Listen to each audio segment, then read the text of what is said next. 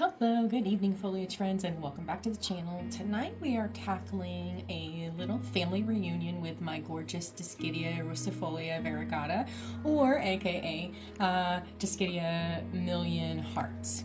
I have got the beautiful mother plant here, and then a lot of propagations that I just stuck into a pot. Happy, healthy cuttings. They're ready to be potted up together to create a much fuller look. But we're not using any old pot. No, I can't do that. We are setting up one of my clear acrylic pot and cache systems. The one I custom make myself with my soldering iron. I am going to, based on the combined root size, then choose which pot I'm going to use. So it's either going to be this setup or it'll be this setup. See what the root combination equates to. Get ready for some clear visuals on the root health and a little DIY magic. Let's get potting.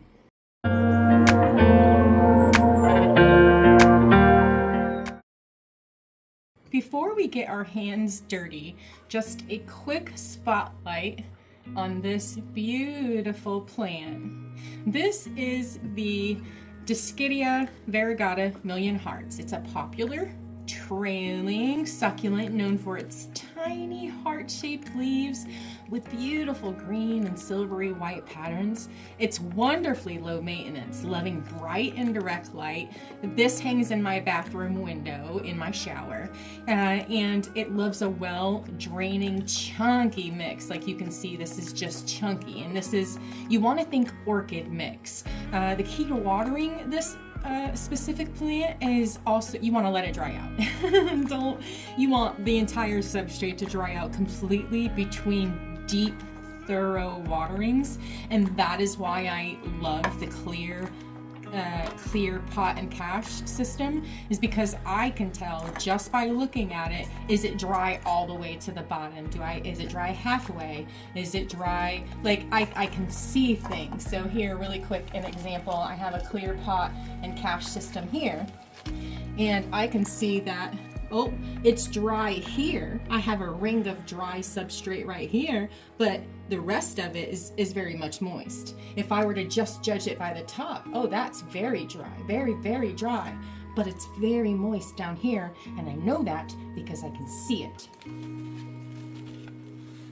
So, really quick, before we get our hands dirty, first things first, I want to get this set up, prepped for prepping our plants. So let me get this out of the way. Take off these trays. Now, this mother plant has been in this pot for quite some time. I'm just going to take my little, well, it's a chopstick, I would call it a dibbler, but my little dibbler here, and I'm just going to work out this soil. Now, if it's compacted, please take your time. I'm using my hands and this little tool here to carefully loosen the old soil to free up the roots. We want to be gentle. This is a delicate system, almost like giving the roots a little massage to encourage new growth in their new home. And I'm just using this to go around the edges of the terracotta pot. Roots have a tendency to like to stick to those sides. Now I can see we're starting to get some movement here, so I'm just gonna turn this over and over. And like I said, if you're dealing with that compact, anything compact, take your time. There's no rush. There we go. You can see I'm getting some movement and leverage with the chopstick. There we are. Now I'm gonna carefully turn this out into my hand. Wonderful. That's what that looks like. So let's go ahead and just use our dibbler just to poke at the roots just a little bit. Loosen up the edges. We want the roots to be receptive to new soil, new amendments, new nutrients. Beautiful. Okay, so now that I've got this together, I am going to set it here and for my cuttings. Same thing on getting them out of the pot. This one's a little bit easier. Also gonna go through and loosen up those root edges because I want them to be receptive to that new soil, the new amendments, new nutrients, new oxygen. Being super gentle, just giving them that little massage. This substrate is just like what you would typically find for propagations. It's just a little bit of perlite, a little bit of nutrients, a little bit of peat and cocoa. So looking here, I love inspecting the root system. Now you can see how robust they are. We want to make sure we're checking for any signs of rot or stress. Everything looks healthy, white, and ready to go. This is a critical step for a successful repot. Now, as we prepare to give these roots a new, steady foundation, I'm reminded of how growth is built on strong foundations. As it says in Jeremiah 17:8, they will be like a tree planted by the water that sends out its roots by the stream. It does not fear when heat comes. Its leaves are always green. It has no worries in a year of drought and never fails to bear fruit. A little spiritual food for thought as we get back to potting.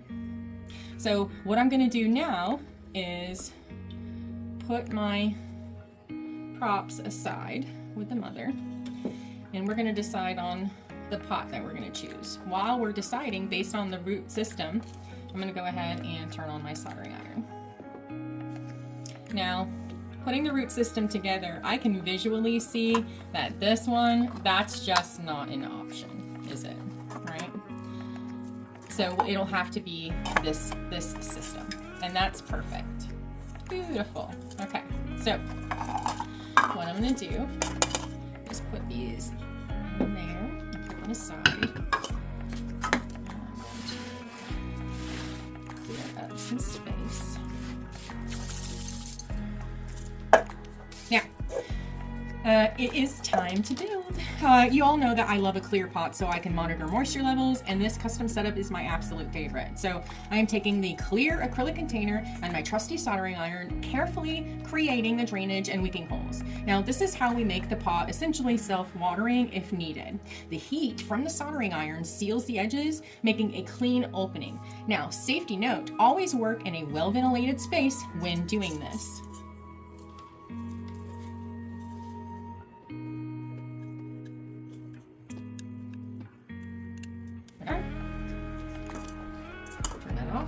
Set it in a safe space. There we go. So once the holes are done, we will place the reservoir piece inside. This is where the magic happens. The water sits in the bottom, and the wicking action pulls it up to the soil as the plants need it. It's a game changer for thirsty plants or for Dischidia, where the water needs to be monitored. It needs a thorough watering, but it also needs to dry out between waterings. Remember that. Fully dry out all the way. That's why I like being able to see it. Now for the main event, bringing our little Dischidia family together. So I'm going to go ahead and put the cache aside. I have my pot, and then I also have my no soil soil.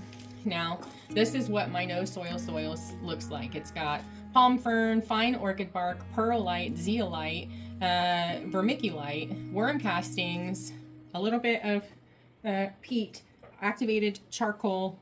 It's just got basically everything except for soil, and it's even more loomy than what they were in previously. So you can see all of the big chunks, right? Now I know I don't need this much.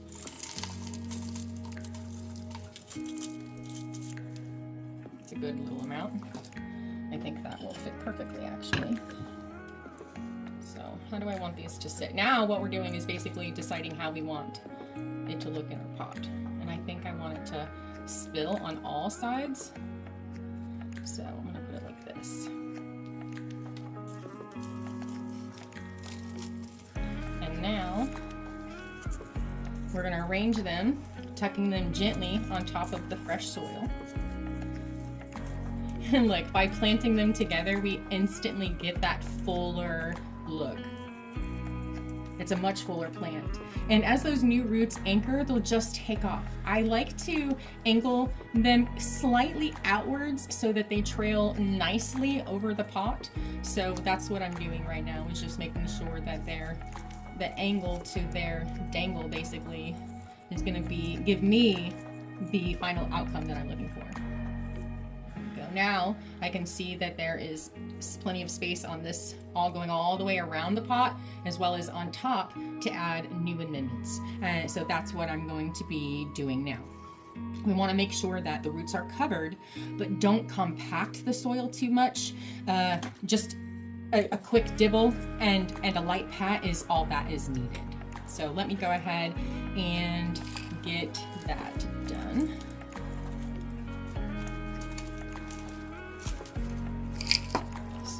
Chunky. Just gonna go down the sides here. You can see all that good stuff. And a quick reminder, Dischidia Variegata, the Million Hearts, is a epiphytic plant. It grows on other plants. So it doesn't need it doesn't want a soil like a loomy. It doesn't want a thick or compost soil. It wants to be happy, and hanging on the side of a tree is where it's happiest. I'm gonna flip over the vines and add more amendments, and then use the dibbler, work it down into the sides. This is a little bit too big. It's inappropriate for this pot and plant and the root system. Okay.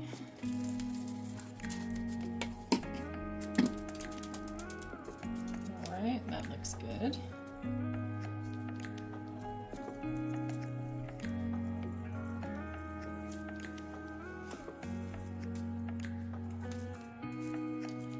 Okay.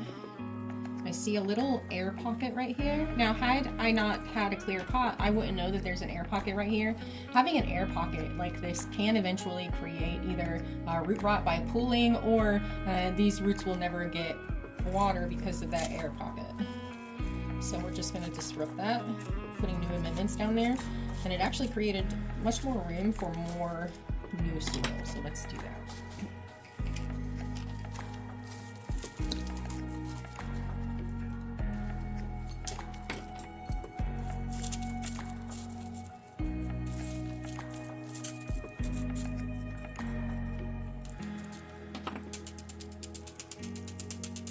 Now we pat the pot because we want all the substrate on top to settle around the leaves closest to the base. We don't want them to be suffocated by the new substrate or potentially moisture, trapping them in and then also creating root rot.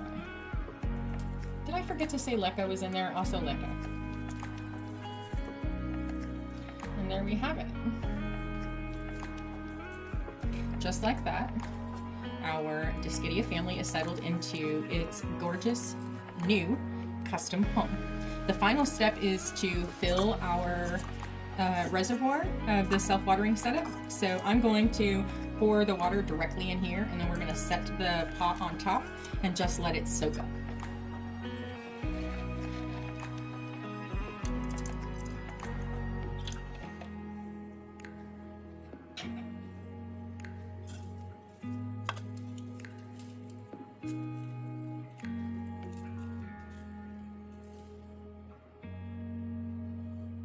Isn't that fun?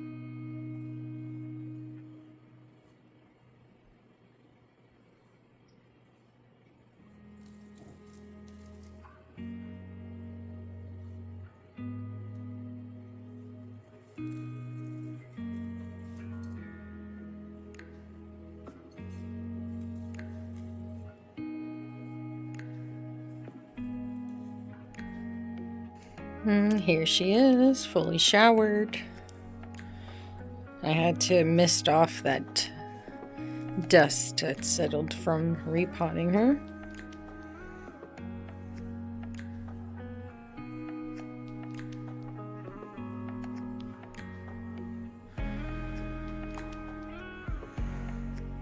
Observe how plump the leaves are. Like little fat hearts.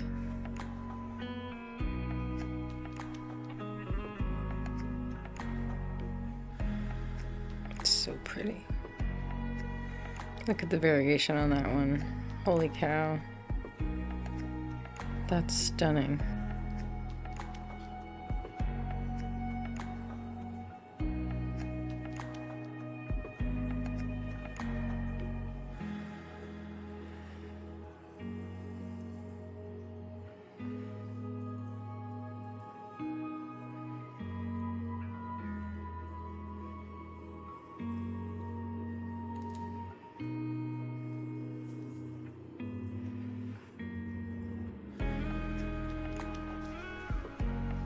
What do you think of her new look? Let me know if you love this snail as much as I do down in the comments. Don't forget to like this video if you found this DIY repotting helpful, and subscribe so you don't miss out on our next plant project and creative idea.